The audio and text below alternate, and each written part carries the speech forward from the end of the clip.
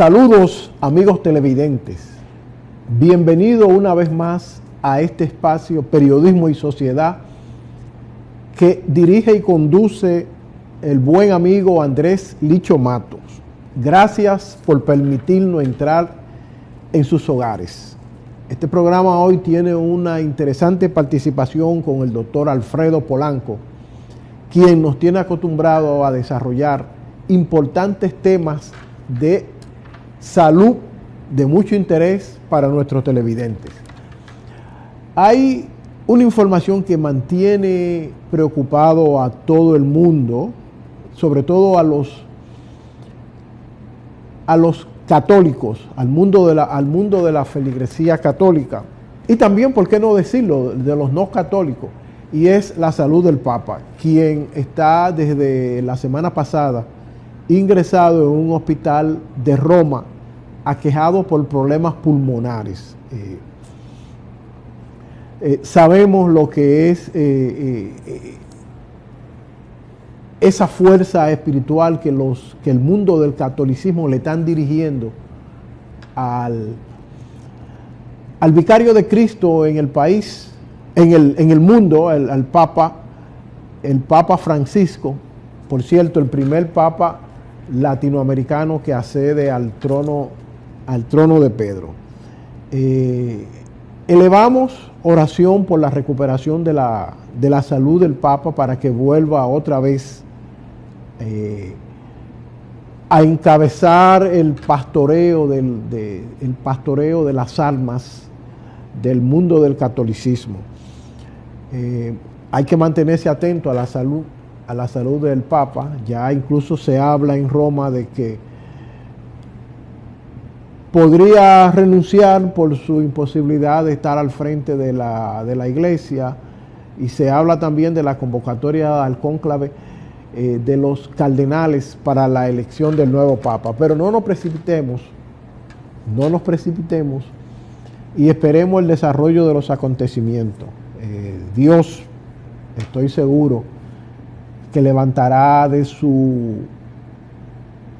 la cama donde se encuentra postrado hoy al Santo Padre para que vuelva a dirigir su iglesia.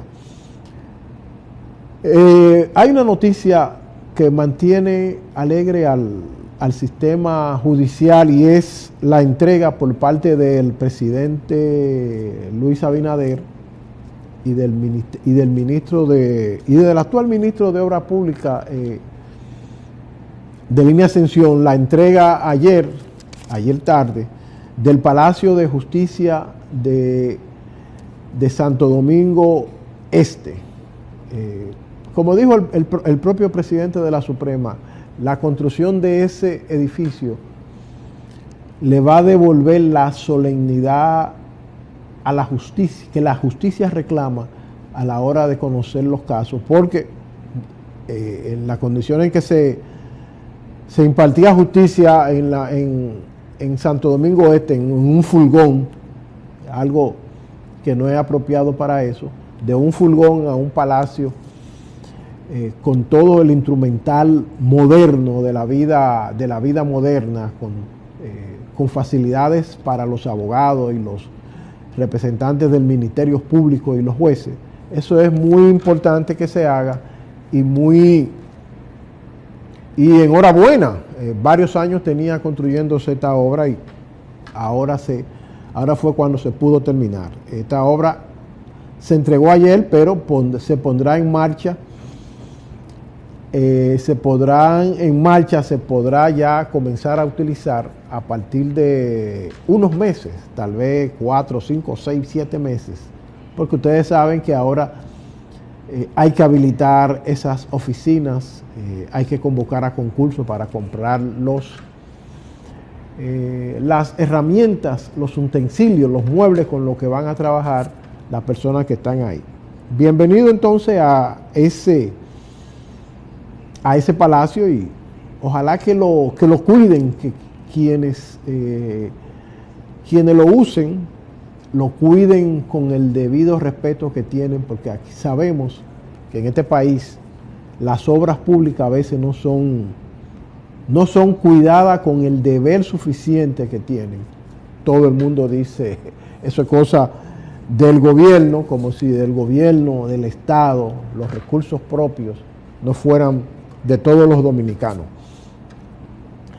Hay una noticia que por un lado nos alegra mucho, y es que el Banco Central acaba de atribuir el incremento del precio de la prima del dólar a factores coyunturales.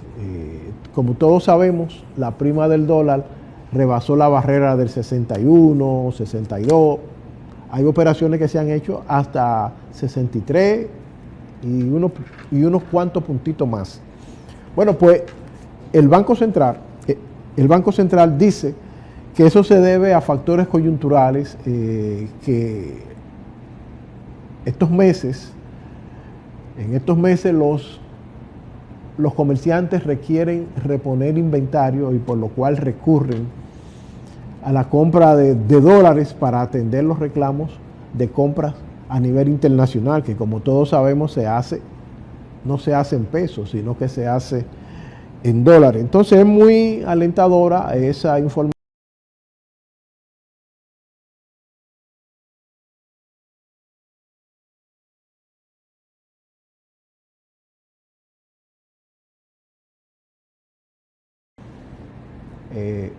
Factores que están controlados,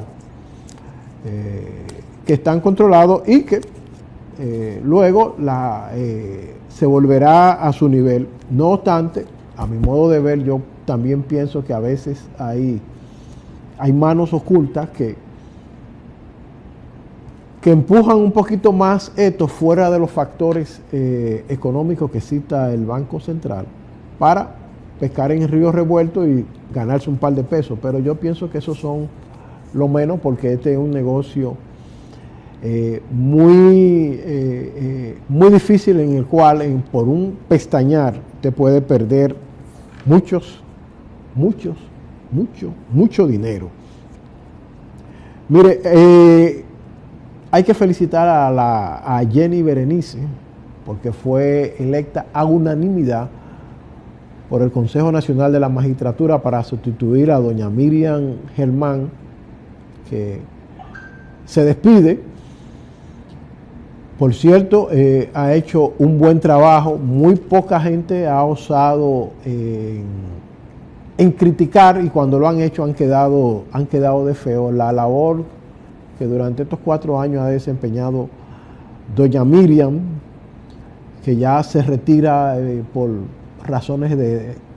diversas razones de edad y razones de salud, y hay que decirle que hizo un buen trabajo propio de su personalidad y de la trayectoria ética que ha tenido en la Judicatura Nacional.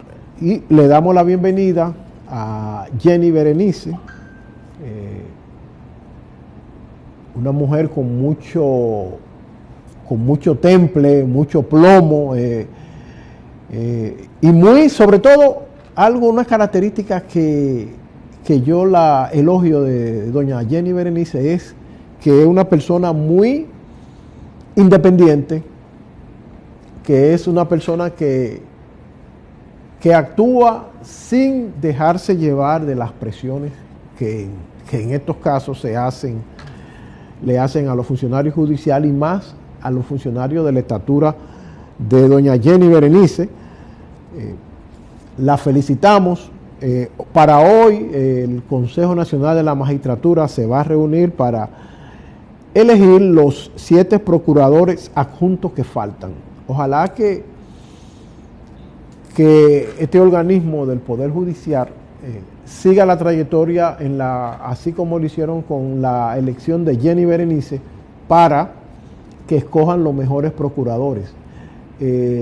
La justicia dominicana requiere dar un salto cualitativo, y esto se va a comenzar haciéndolo, eligiendo buenos representantes en el Ministerio Público y también buenos jueces, porque sabemos que a veces, a pesar de que hay muchos jueces muy buenos, hay otros, tal vez unos pocos, que ustedes saben a lo que se dedican, se dedican a no aplicar la justicia y a favorecer a determinados sectores. Es bueno esto porque la justicia dominicana, sobre todo, es muy, muy cara y muy larga. Quien no tiene los recursos necesarios para pagar un buen juez, pues se pudre en la cárcel, como decían antes. Y eso se refleja en la gran cantidad de presos que están en las cárceles del país, presos preventivos, como le llaman, esperando que la justicia lo llame para conocer, que los jueces lo llamen para conocer su caso. Bienvenida Jenny Berenice y pa'lante, como siempre se dice, que usted es una funcionaria que goza de una buena visión por parte de una gran mayoría de dominicanos.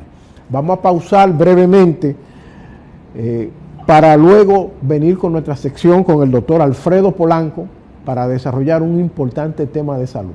Adelante. Gracias por continuar en sintonía con este espacio Periodismo y Sociedad. Tal como habíamos informado, hoy tenemos una interesante participación, como es de costumbre, todos los lunes con el doctor Alfredo Polanco, a quien le damos la bienvenida. Buenos días, doctor, ¿cómo se siente? Y más aún porque vamos a dar un tema que es de muerte, la principal causa de muerte, pero vamos a hablar de muerte para la preservación de la vida. Por eso vamos a hablar de lo que es el infarto agudo al miocardio. Esa patología que es la que más mata personas a nivel mundial y que se puede prevenir en más del 50% de los casos. O sea que esos pacientes que tienen el infarto al miocardio, ese dolor de pecho, puede prevenirse esas muertes, previniendo lo que es el infarto. Pues bien, la cardiopatía isquémica representa la principal causa de muerte a nivel mundial. Es una patología clínica en la cual existen factores de riesgo, de los cuales tenemos factores modificables y no modificables. Pero lo más importante son aquellos factores que podemos nosotros modificar. En primer lugar, vamos a ver cómo se manifiesta el infarto agudo al miocardio y qué podemos hacer y cuáles son los principales factores que inciden en que a un paciente le dé lo que se llama un infarto agudo al miocardio. Lo primero es que todo dolor torácico, sobre todo en el lado izquierdo del pecho, ¿no?, o en el centro del pecho, de una duración de más de 5 minutos, es importante de que usted piense en que puede tratarse de un infarto agudo al miocardio. Y sobre todo, si ese dolor se extiende por más de 20 minutos. O sea, usted cuando tenga un dolor de esas características, el cual se acompañe de dolor en el hombro o brazo izquierdo que se extienda a la mandíbula, que se acompañe de dificultad respiratoria, sudoración, ya eso lo más probable es que usted tenga un infarto agudo al miocardio.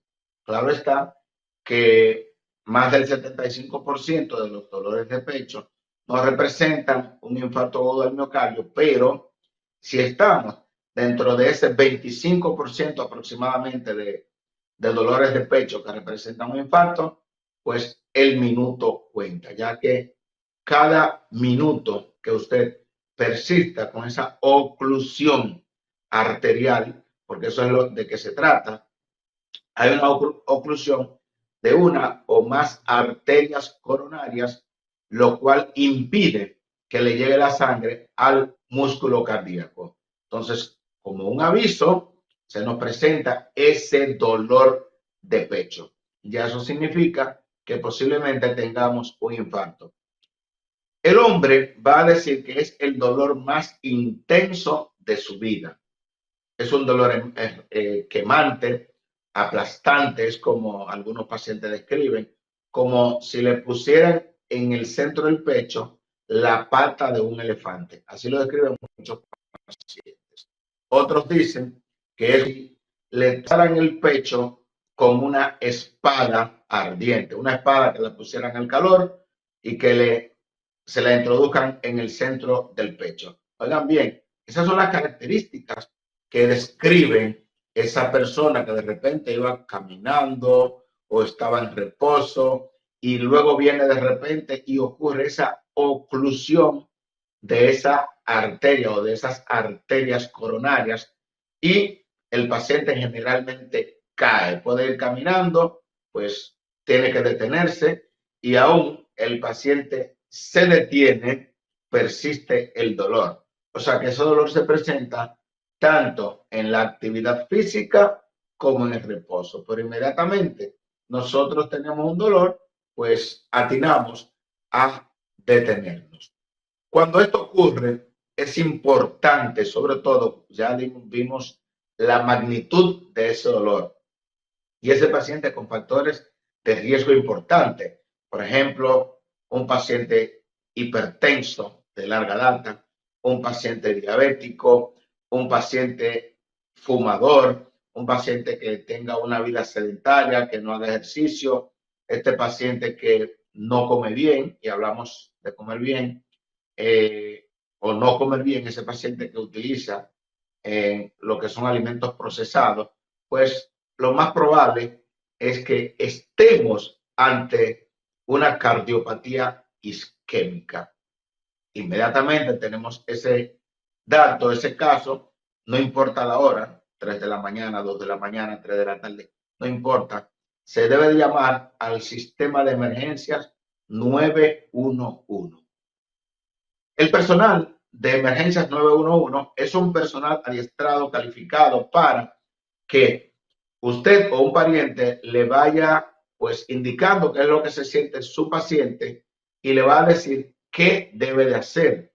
E incluso podría determinar según el interrogatorio si posiblemente se trate o no se trate de un infarto agudo del miocardio. Ahora bien, siempre es mejor atinar a que se trate y llevar al paciente y fue una falsa alarma a que usted deje a su pariente o su paciente en casa, se perdió un tiempo valioso y ocurre que usted tenía un infarto agudo del miocardio.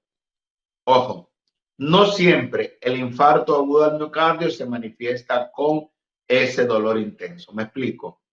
En pacientes diabéticos, así como los pacientes diabéticos, por ejemplo, pueden tener lesiones a nivel de los miembros inferiores, que haya necesidad de amputarlo y no sienten dolor, asimismo ese tipo de paciente puede tener un infarto agudo al miocardio y simplemente manifestarse con náusea, sudoración profusa, palpitaciones, etc. Y este paciente diabético, como tiene daño neurológico, tiene daño de las terminaciones nerviosas, es posible que ese infarto no se manifieste con ese dolor tan intenso. Ahora bien, eso no significa necesariamente que el infarto va a ser menos severo en este paciente.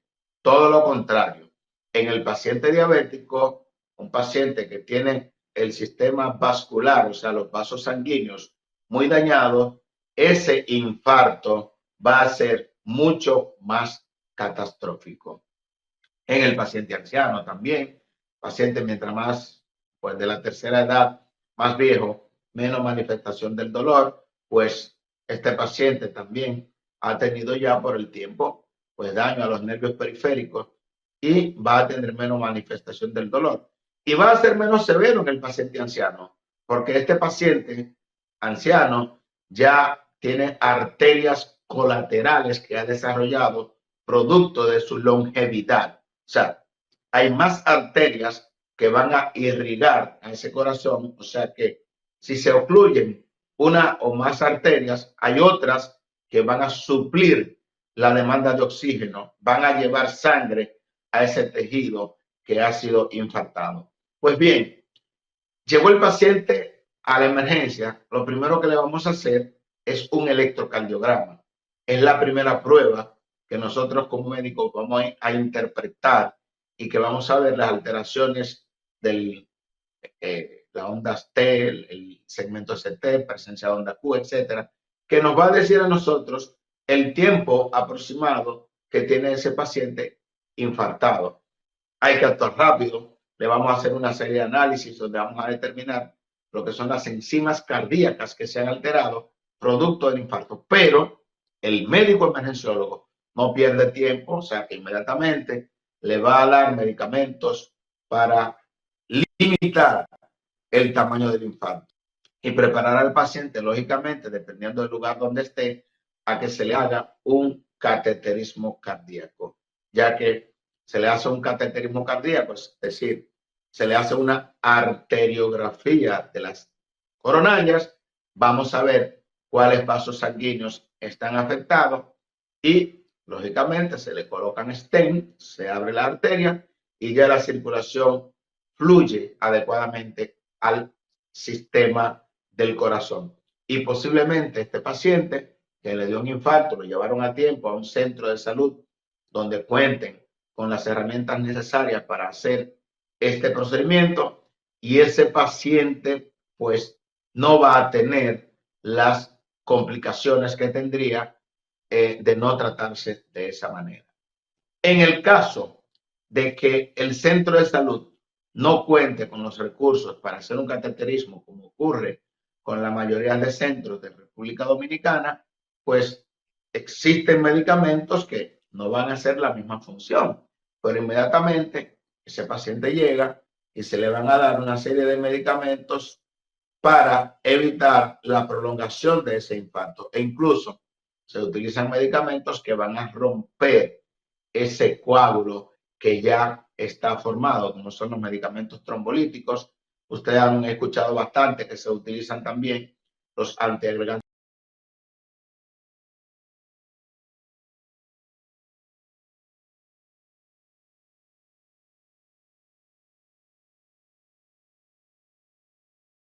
Lo que es la velocidad de latido del corazón para disminuir lo que es el consumo de oxígeno y una serie de medicamentos para el remodelado cardíaco. ¿Ok? Ahora bien, ese paciente que se quedó en su casa, ese paciente que se hizo el guapo y que no quiso molestar a nadie, pues lamentablemente cuando llegue el día de mañana o cuando vaya dentro de varios días y soportó ese dolor, pues lógicamente se le va a hacer un ecocardiograma y vamos a encontrar que ese paciente va a tener lo que se llama muerte cardíaca de parte del corazón, hipocinesia, por ejemplo, de la cara inferior. El paciente va a tener en el ecocardiograma una disminución de la fuerza de contracción del músculo cardíaco. Entonces vamos a ponerle el diagnóstico de insuficiencia cardíaca con fracción de eyección deprimida. Ese paciente entonces va a tener una complicación y es que su corazón, que no tiene la fuerza adecuada para contraerse de manera eficaz y eficiente, es un paciente que se va a cansar caminando escasas distancias, que es lo que se llama la insuficiencia cardíaca, y este proceso va a ir avanzando y va a ir deteriorando paulatinamente al paciente y el paciente lógicamente va a tener más posibilidades de sufrir posteriormente un segundo infarto. Por eso es importante, o sea, aquí decimos claramente, el minuto cuenta. O sea, cada minuto que usted pierde en ir al médico es muerte de una parte de su corazón. El corazón es un músculo, por eso le decimos el músculo cardíaco. Y cualquier persona a cualquier edad puede tener un infarto agudo al miocardio. O sea, no es porque yo tenga 40 años o 50 que tengo las posibilidades de hacer una cardiopatía isquémica. En nuestro país, República Dominicana, cada día vemos a personas mucho más jóvenes con cardiopatía isquémica, sobre todo esos pacientes grandes fumadores, fumadores de juca. Por eso uno de los principales factores que inciden en que un paciente tenga una cardiopatía isquémica, hablamos de un factor modificable, es el consumo de tabaco. Por eso decimos, y dicen los cardiólogos, y lo dice la Organización Mundial de la Salud, que el paciente fumador, el gran fumador, tiene 10 años menos de vida en este sentido. Pero ¿qué ocurre? Tiene otros 10 años de vida con múltiples complicaciones cardíacas, pulmonares e renales. Es decir, que el paciente tiene 20 años menos de vida. ¿Por qué? Porque nosotros queremos tener la cantidad de años de vida, pero vida en salud. Claro está que nosotros no somos Dios para predecir nada, pero para eso se hacen los estudios, porque siempre se pone a un grupo de pacientes comparado con otro grupo de pacientes. Y en este caso, por ejemplo, cuando se compara el grupo de pacientes fumadores con el grupo de pacientes no fumadores, el grupo de pacientes control, se ha visto claramente cómo en grandes estudios los pacientes fumadores tienen un pronóstico de vida más corto en sentido general que el grupo de pacientes no fumadores. Y cuando vamos a hacerle, por ejemplo, necropsia a esos pacientes, ¿qué se ha demostrado?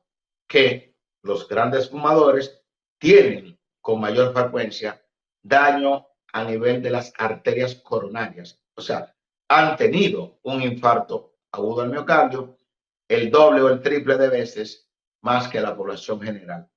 Con respecto a la medicación, por ejemplo, hablamos de que cuáles son los pacientes que con mayor frecuencia tienen infarto. Son los pacientes hipertensos, los pacientes diabéticos. Entonces, en la medida en que usted consume los medicamentos para la presión de forma adecuada, que usted tiene una presión 130-80, 120-80, usted disminuye las posibilidades de tener un infarto. Del mismo modo, si usted es un paciente diabético controlado y que a usted le ha diagnosticado también que tiene colesterol y triglicéridos altos, sobre todo ese colesterol malo, el LDL, y usted no utiliza los medicamentos para el colesterol, ¿qué va a ocurrir? Que se va formando esa placa de grasa, como vemos en la imagen,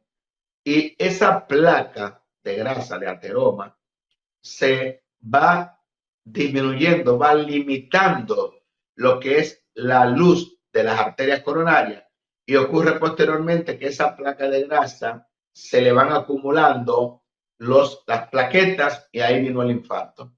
Entonces, por eso ustedes van a ver que hay dos medicamentos importantes para el manejo del infarto, que son los antiagregantes plaquetarios, son medicamentos, por ejemplo, la aspirina, el clopidogrel, y también las estatinas, es decir, medicamentos para el manejo del colesterol.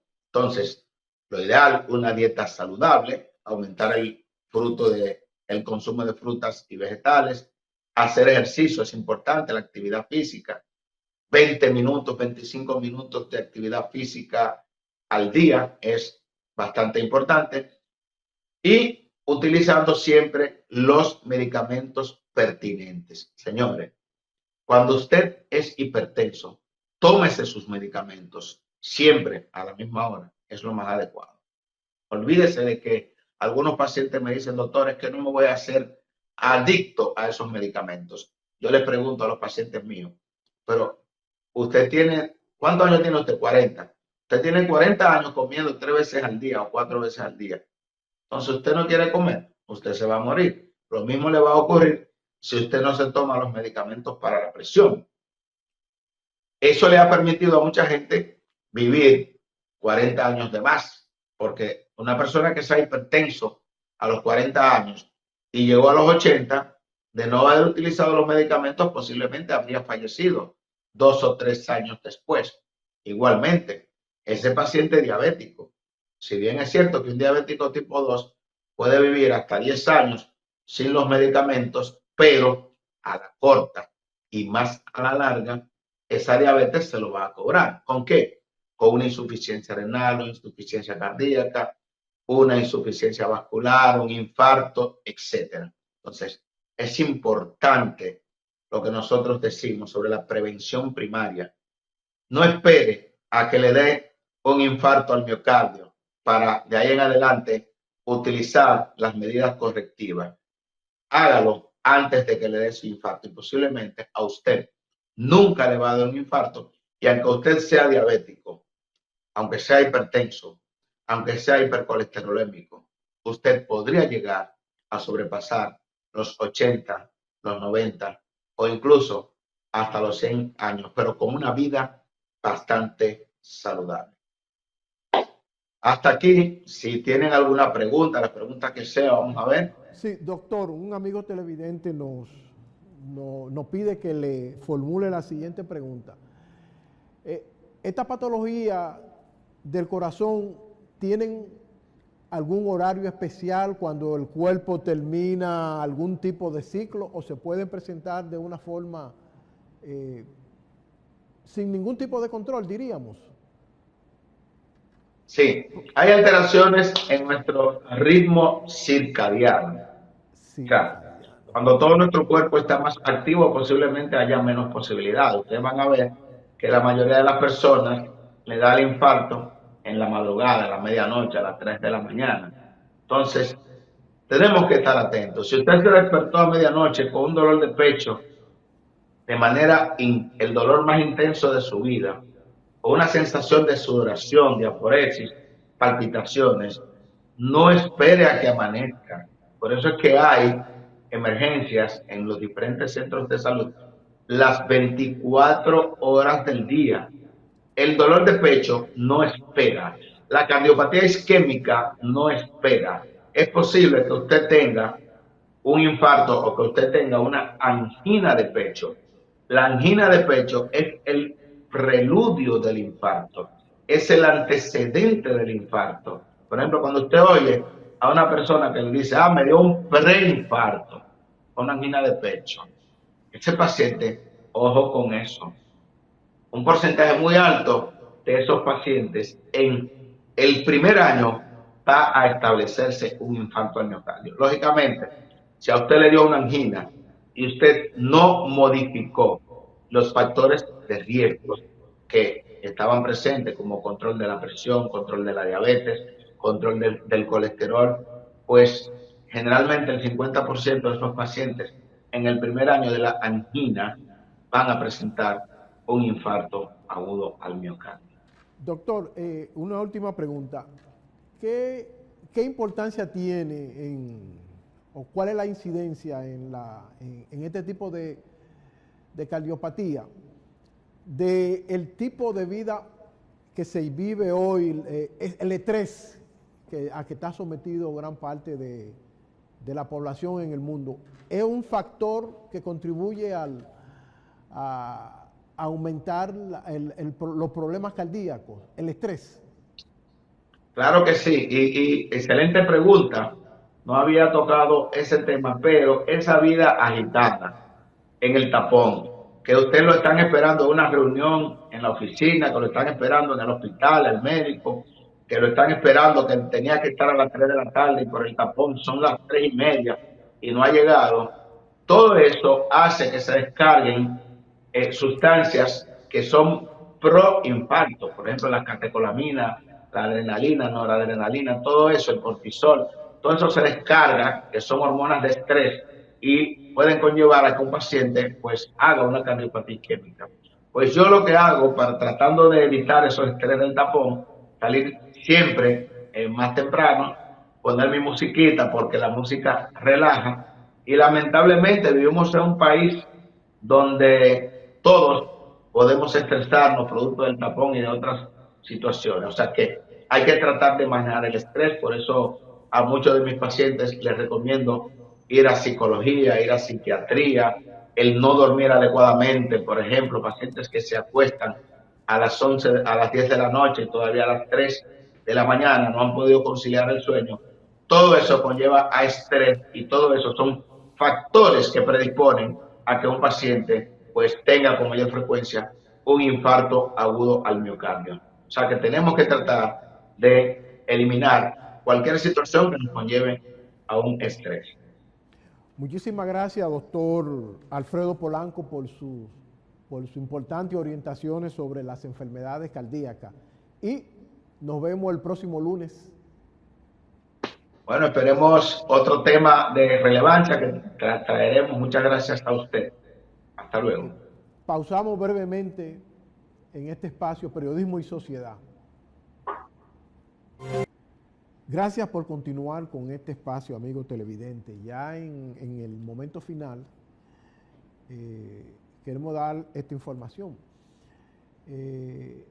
Nos acaba de llamar, de comunicarse con nosotros en la pausa, el doctor Fulgencio Severino, quien me dice que tiene una rueda de prensa ahora en el local del partido Patria para Todos, en donde va a anunciar que esa organización que perdió su reconocimiento electoral en las elecciones pasadas, va a iniciar un proceso para obtener nueva vez el reconocimiento electoral.